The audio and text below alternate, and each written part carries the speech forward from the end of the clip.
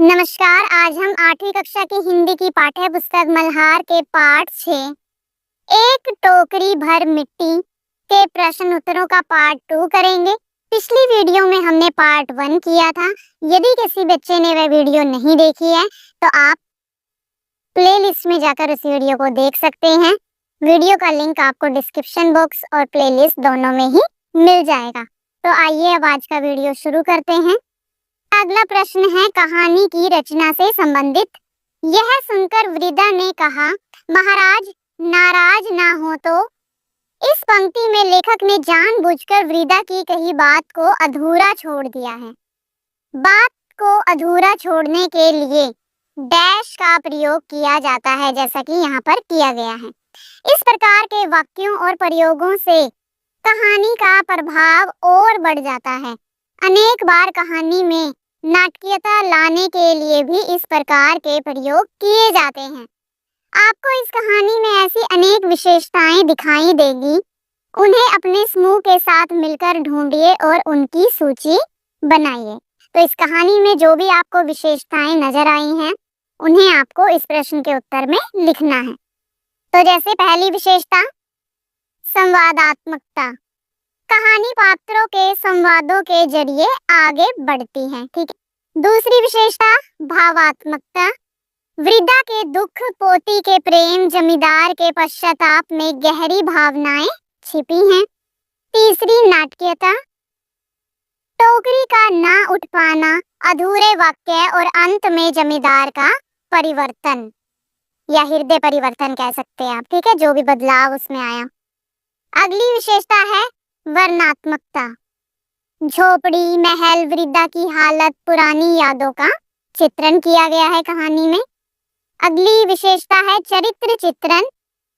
वृद्धा का दृढ़ और प्रेम पूर्ण स्वभाव, पोती की मासूम जिद, जमींदार का पहले घमंडी फिर पश्चातापी होना। अगली विशेषता है प्रश्नोत्तरी शैली। वृद्धा के कथन में प्रश्नों के माध्यम से नैतिक सीख दी गई है। ठीक है, तो ये हैं विशेषताएं। अब अगला प्रश्न देखिए। इस कहानी की कुछ विशेषताओं को नीचे दिया गया है। इनके उदाहरण कहानी से चुनकर लिखिए। तो ये दी गई हैं विशेषताएं। जैसे पहली विशेषता दी गई है प्रश्नोत्तर शैली। कहानी में ऐसे प्रश्न हैं जो पाठक को सोचने पर विवश कर देते हैं। तो कहानी में से हमें उदाहरण यहाँ पर छांटकर लिखना है। तो आप उस विशेषता के सामने ये वाला लिख सकते हैं उदाहरण। आपसे तो एक टोकरी भर मिट्टी उठाई नहीं जाती और इस झोपड़ी में तो हजारों टोकरियां मिट्टी पड़ी हैं।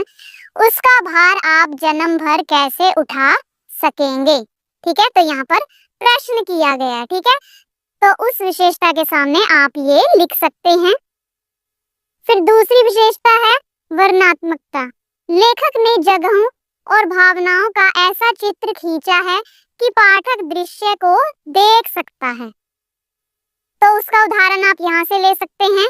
उस झोपड़ी में उसका ऐसा कुछ मन लग गया था कि बिना मरे वहां से वह निकलना ही नहीं चाहती थी। ठीक है, तो ये हो गया दूसरी विशेषता का उत्तर। अगली विशेषता भावात्मकता। कहानी में करुणा, पछतावा और प्रेम जैसे गहरे भाव दिखते हैं। तो उस विशेषता का उदाहरण यहाँ दिया है। जब से यह झोपड़ी छूटी है तब से मेरी पोती ने खाना पीना छोड़ दिया है। ठीक है, तो ये हो गया तीसरी विशेषता का कहानी में से उदाहरण। अगली विशेषता है संवादात्मकता। पात्रों के संवादों से कहानी आगे बढ़ती है और प्रभावी बनती है। तो इसका उदाहरण भी हम कहानी से लेंगे। तो यहाँ पर दिया गया है उदाहरण, महाराज क्षमा करें तो एक विनती है। तो ये हो गया चौथी विशेषता का उदाहरण। ठीक है, अगली विशेषता नाटकीयता। कुछ दृश्य इतने प्रभावशाली हैं कि वे नाटक जैसे लगते हैं। ठीक है, तो यहाँ पर आप लिख सकते हैं कि जमींदार का टोकरी उठाने में असफल होना और वृद्धा का कटाक्ष भरा उत्तर। कि जब जमींदार जो है वो टोकरी उठाने में असफल हो गया और उसके बाद फिर जो वृद्धा ने उसे उत्तर दिया। जिससे उसका हृदय परिवर्तन हुआ। तो वो कैसा लगता है दृश्य? नाटक की तरह लगता है। ठीक है, तो यहाँ पर आप इस उत्तर को लिख सकते हैं। फिर अगली विशेषता देखिए, चरित्र चित्रण। पात्रों के गुण, स्वभाव और मन की स्थिति स्पष्ट रूप से दिखती है। तो इस विशेषता के लिए आप उदाहरण लिख सकते हैं कि जैसे वृद्धा का गुण बताए गए हैं कि दृढ़ थी, स्नेही थी, पोती घर से लगाव था, उसे मासूम बच्ची थी। और जमींदार पहले घमंडी था, फिर पश्चातापी, और उसका बाद में क्या हुआ? हृदय परिवर्तन हुआ। ठीक है, तो इस तरह से आपको इन विशेषताओं के कहानी में से ही उदाहरण लिखने हैं। अब अगला प्रश्न देखिए, शब्दकोश का उपयोग। आप जानते ही हैं कि हम शब्दकोश का प्रयोग करके शब्दों के विषय में अनेक प्रकार की जानकारी प्राप्त कर सकते हैं। नीचे कुछ शब्दों के अनेक अर्थ शब्दकोश से चुनकर दिए गए हैं। इन शब्दों के जो अर्थ इस कहानी के अनुसार सबसे उपयुक्त हैं, उन पर घेरा बनाइए। तो ये वाक्य दिया गया है और यहाँ पर रेखांकित शब्द का हमें अर्थ दिया गया है। रेखांकित शब्द जैसे कि श्रीमान, ठीक है, जिसके नीचे रेखा लगी हुई है। तो पहला वाक्य देखते हैं, श्रीमान के सब प्रयत्न निष्फल हुए। तो यहाँ पर श्रीमान का अर्थ क्या है? ये दिए गए हैं धनी, शोभायुक्त, शोभावान, संपत्तिशाली, संपन्न पुरुषों के नाम के पूर्व आदर सूचनार्थ लगाया जाने वाला शब्द। तो इसका जो सबसे सही अर्थ है वो है कि पुरुषों के नाम के पूर्व आदर सूचनार्थ लगाया जाने वाला शब्द। ठीक है, दूसरा देखिए वाक्य, पतोहू भी एक 5 वर्ष की कन्या को छोड़कर चल बसी थी। तो यहाँ पर हमें कन्या का बताना है। अविवाहित लड़की होता है, एक राशि का नाम लड़की या बड़ी इलायची, तो इसका अर्थ है अविवाहित लड़की। अगला देखिए, जमींदार साहब को अपने महल का अहाता उस झोपड़ी तक बढ़ाने की इच्छा हुई। तो यहाँ पर महल का हमें अर्थ बताना है, राजा या रईस आदि के रहने का बहुत बड़ा और बढ़िया मकान, प्रासाद, अंतःपुर, पत्नी उतरने की जगह। तो सही अर्थ क्या है? राजा या रईस आदि के रहने का बहुत बड़ा और बढ़िया मकान। अगला वाक्य, वह तो कई जमाने से वहीं बसी थी। तो इसका क्या अर्थ होगा? काल, बहुत अधिक समय, सौभाग्य का समय, संसार, जगत, राज्य काल, अवधि, युग, कार्यकाल, विलंब, देर या अतिकाल। तो सही अर्थ क्या है इसका? जमाने से, यानी कि बहुत अधिक समय से। ठीक है, अगला देखिए, यह उसकी पोती इस वृद्धा काल में एकमात्र आधार थी। तो यहाँ पर हमें आधार का अर्थ बताना है, सहारा, आलंबन, पात्र या नाटक, नींव, बांध, नहर, संबंध, बर्तन, परिस्थितियां, अधिष्ठान, आश्रय देने वाला, पालन करने वाला। आधार का अर्थ कहानी में क्या है? सहारा। ठीक है, अब अगला प्रश्न है, भावों की पहचान। कृत कर्म का पश्चाताप कर उन्होंने वृद्धा से क्षमा मांगी। कहानी की इस पंक्ति से कौन कौन से भाव प्रकट हो रहे हैं, सही पहचाना। इस पंक्ति से पश्चाताप और क्षमा के भाव प्रकट हो रहे हैं। कौन सी पंक्ति से? कि कृत कर्म का पश्चाताप कर उन्होंने वृद्धा से क्षमा मांगी, यानी कि उन्हें अपनी गलती का एहसास हुआ, पछतावा हुआ और उन्होंने क्षमा मांगी। ठीक है, अब नीचे दी गई पंक्तियों में प्रकट हो रहे भावों से उनका मिलान कीजिए। ठीक है, तो पहली पंक्ति है, वह लज्जित होकर कहने लगे, नहीं, यह टोकरी हमसे ना उठाई जाएगी। तो यहाँ पर कौन सा भाव उत्पन्न हो रहा है? तो यहाँ पर हो रहा है लज्जा का और पछतावे का भाव। ठीक है, दूसरी पंक्ति देखिए, वृद्धा के उपयुक्त वचन सुनते ही उनकी आंखें खुल गई। तो यहाँ पर बोध और आत्मज्ञान। ठीक है, तो इससे होगा इसका मिलान। अगली पंक्ति, उनके मन में कुछ दया आ गई। तो इसका मिलान किससे होगा? दया का भाव जहां पर है, करुणा, दया। ठीक है, चौथी पंक्ति देखिए, इससे भरोसा है कि वह रोटी खाने लगेगी। तो ये है आस्था, विश्वास। तो इसका मिलान इससे होगा। अगला देखिए, महाराज क्षमा करे तो एक विनती है, विनय विनम्रता, तो इसका मिलान इससे होगा। अगला देखिए, अब यही उसकी पोती इस वृद्धा काल में एकमात्र आधार थी।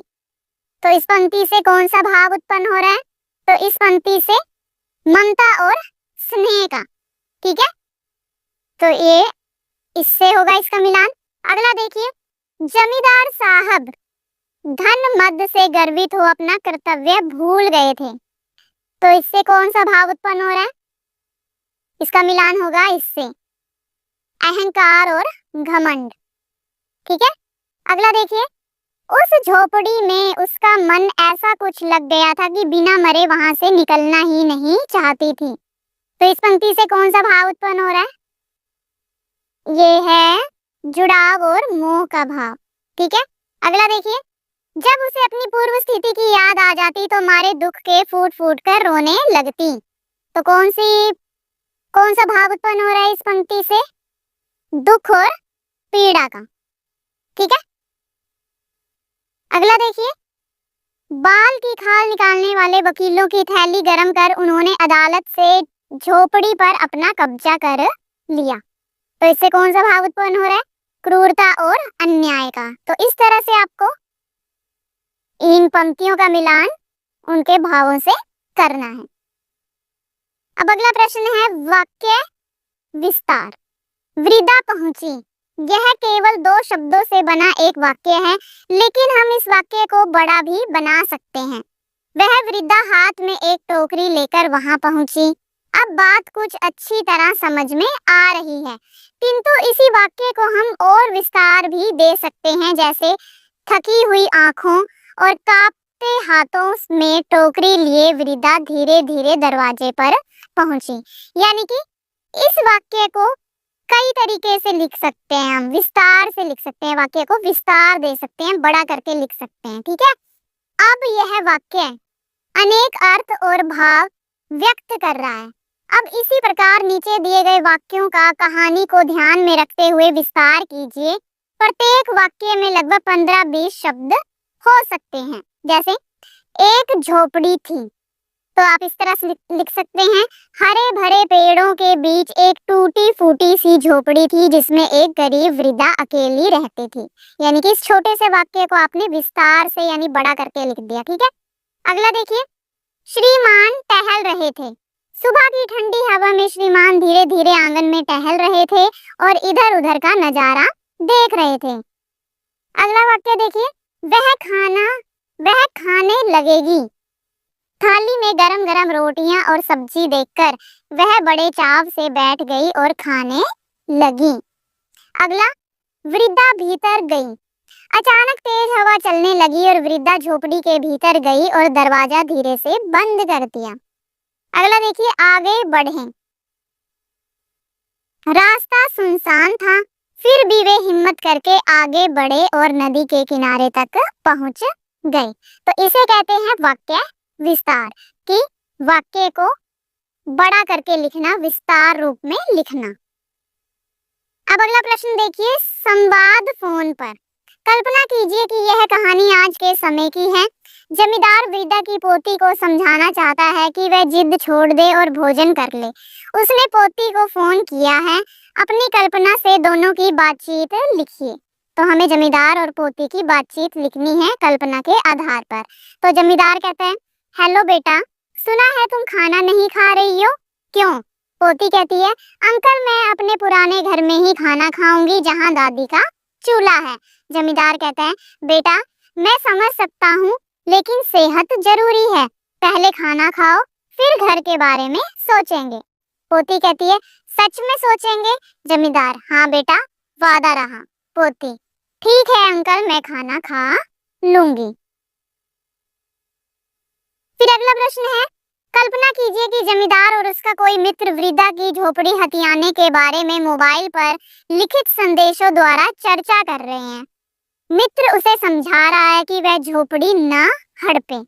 उनकी इस लिखित चर्चा को अपनी कल्पना से भाव मुद्रा इमोजी के साथ लिखिए। जैसे आप व्हाट्सएप पर टाइप करते होंगे तो उसमें कुछ इमोजीज भी आप भेजते होंगे, है ना, हंसने के, रोने के। तो उन्हीं का प्रयोग करते हुए हमें जमींदार और उसके मित्र की बातचीत को लिखना है। ठीक है, तो 2 लाइनें आपको उदाहरण के रूप में दी गई हैं।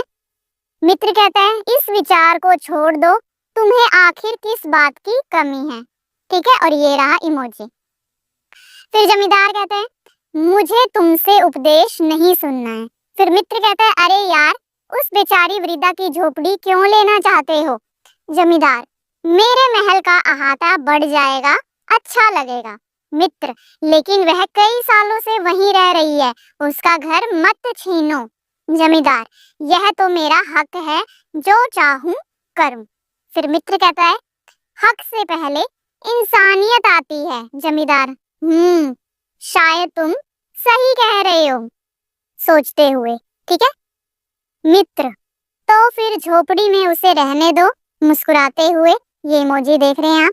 ठीक है, फिर जमींदार कहता है, ठीक है, मैं अपना मन बदलता हूँ, और दोनों हाथ मिलाते हैं। ठीक है, तो इस तरह से आपको उन दोनों की बातचीत लिखनी है और साथ में इन इमोजीज का भी प्रयोग करना है। ठीक है, अब अगला प्रश्न देखिए, पोती की भावनाएं। मेरी पोती ने खाना पीना छोड़ दिया है। कहानी में वृद्धा की पोती एक महत्वपूर्ण पात्र है, भले ही उसका उल्लेख केवल 1-2 पंक्तियों में ही हुआ है, कि भले ही उसके बारे में केवल 1-2 पंक्तियों में ही बताया गया है। कल्पना कीजिए कि आप ही वह पोती हैं, आपको अपने घर से बहुत प्यार है। अपने घर को बचाने के लिए जिलाधिकारी को एक पत्र लिखिए। ठीक है, तो आपको अपने घर को बचाने के लिए जिलाधिकारी को पत्र लिखना है। तो कैसे लिखेंगे, सेवा में जिलाधिकारी महोदय, यहाँ पर आपको जिले का नाम लिखना है और विषय क्या हुआ, मेरे घर को बचाने के लिए निवेदन। तो आप लिखते हैं, पत्र महोदय, सविनय निवेदन है कि मैं एक 5 वर्ष की बच्ची हूँ और अपनी दादी के साथ एक छोटी सी झोपड़ी में रहती हूँ। यह झोपड़ी मेरे माता पिता की यादों का सहारा है। यही मेरा जन्म हुआ, यही मैंने अपने जीवन के सबसे अच्छे पल बिताए हैं। अब हमारे पड़ोसी श्रीमान जमींदार इसे अपने महल में मिलाना चाहते हैं। महोदय, मैं अपने घर से बहुत प्यार करती हूँ। यदि यह मुझसे छिन गया तो मेरे पास कहीं जाने की जगह नहीं बचेगी। कृपया मुझे और मेरी दादी को इस झोपड़ी में रहने की आज्ञा दे दीजिए। मैं हमेशा आपकी आभारी रहूंगी।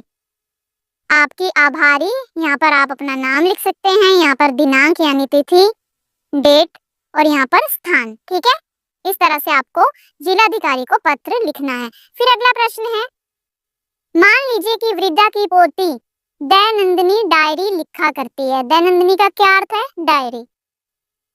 कहानी की घटनाओं के आधार पर कल्पना कीजिए कि उसने अपनी डायरी में क्या लिखा होगा। स्वयं को पोती के स्थान पर रखते हुए वह दयानंदिनी लिखिए। उदाहरण के लिए, मेरी दयानंदिनी। ठीक है, जैसे 2 मई को मान लीजिए आप लिख रहे हैं कि आज दादी घर पर आई तो बहुत परेशान थी। मैंने बहुत पूछा, उन्होंने बताया कि हमारा घर अब हमारा नहीं रहा। जमींदार अंकल ने झोपड़ी अपने महल में मिलाने का फैसला कर लिया है। फिर आगे आप लिखते हैं कि मुझे अपना घर बहुत प्यारा है, यहीं मैं खेलती हूँ, यहीं मम्मी पापा की यादें हैं। मैंने दादी से कहा कि मैं इस घर के बिना रोटी नहीं खाऊंगी। दादी ने मुझे बहुत समझाया, लेकिन मेरा मन नहीं माना। शाम को दादी टोकरी लेकर पुराने घर गई। जब वे लौटी तो उनके चेहरे पर अजीब सी चमक थी। उन्होंने कहा कि अब हम फिर से अपने घर में रहेंगे। मुझे बहुत खुशी हुई। आज मैं इतने दिनों बाद रोटी खाऊंगी। तो इस तरह से आपको डायरी लिखनी है। फिर अगला प्रश्न है पाठ से आगे, आपकी बात। कहानी में वृद्धा की पोती अपने घर से बहुत प्यार करती थी। आपके घर से अपने लगाव का अनुभव बताइए। तो उत्तर है, मेरे घर से मेरा गहरा लगाव है, क्योंकि इसमें मेरे बचपन की अनगिनत यादें बसी हैं। सभी को अपना घर प्यारा होता है ना। तो आपको भी इस प्रश्न के उत्तर में अपने घर से जुड़ी बातें लिखनी है कि आपको अपने घर से कितना प्यार है, कितना लगाव है। यही मैंने परिवार के साथ हंसी खुशी के पल बिताए, त्योहार मनाए और कठिन समय में सबका साथ पाया। मेरा घर मुझे सुरक्षा, अपनापन और स्नेह का एहसास देता है। फिर अगला प्रश्न है, क्या कभी आपको किसी स्थान, वस्तु या व्यक्ति से इतना लगाव हुआ है कि उसे छोड़ना मुश्किल लगा हो? अपना अनुभव साझा कीजिए।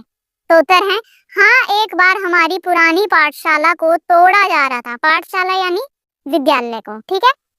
वहां मैंने पढ़ाई की थी और दोस्तों के साथ खेला था, इसलिए उससे बिछड़ना बहुत कठिन लगा। उस जगह से जुड़ी यादें आज भी मेरे मन में हैं। फिर अगला प्रश्न है, कहानी में जमींदार अपने किए पर पश्चाताप कर रहा है। क्या आपने कभी किसी को उनके किए पर पछताते हुए देखा है? उस घटना के बारे में बताइए। यह भी बताइए कि उस पश्चाताप का क्या परिणाम निकला, यानी क्या नतीजा निकला। परिणाम यानी नतीजा। मैंने एक बार देखा कि एक मित्र ने किसी से कठोर शब्द कह दिए। बाद में उसे अपनी गलती का एहसास हुआ और उसने माफी मांगी। माफी से रिश्ते फिर से मधुर हो गए और मन का बोझ भी हल्का हो गया। अगला प्रश्न देखिए, क्या कभी ऐसा हुआ है कि आपने कोई काम गुस्से या अहंकार में किया हो और बाद में पछताए हो? फिर आपने क्या किया? उस अनुभव से आपने क्या सीखा? तो उत्तर है, एक बार मैंने गुस्से में अपने छोटे भाई का खिलौना तोड़ दिया, लेकिन बाद में मुझे पछतावा हुआ। फिर मैंने उससे माफी मांगी और नया खिलौना लाकर दिया। उस अनुभव से मैंने सीखा कि गुस्से में लिया निर्णय यानी फैसला हमेशा गलत हो सकता है, इसलिए धैर्य जरूरी है। अगला प्रश्न, न्याय और समता। कहानी में आपने पढ़ा कि एक जमींदार ने लालच के कारण एक स्त्री का घर छीन लिया। क्या आपने किसी के साथ ऐसा अन्याय देखा, पढ़ा या सुना है? उसके बारे में बताइए।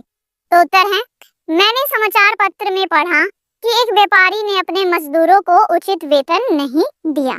यह उनके साथ अन्याय था। काम तो करवा लिया लेकिन उन्हें सैलरी नहीं दी, है ना, क्योंकि उसने मेहनत के बदले उनका हक छीन लिया। फिर अगला प्रश्न, ऐसी स्थितियों से निपटने के लिए आप क्या क्या कर सकते हैं?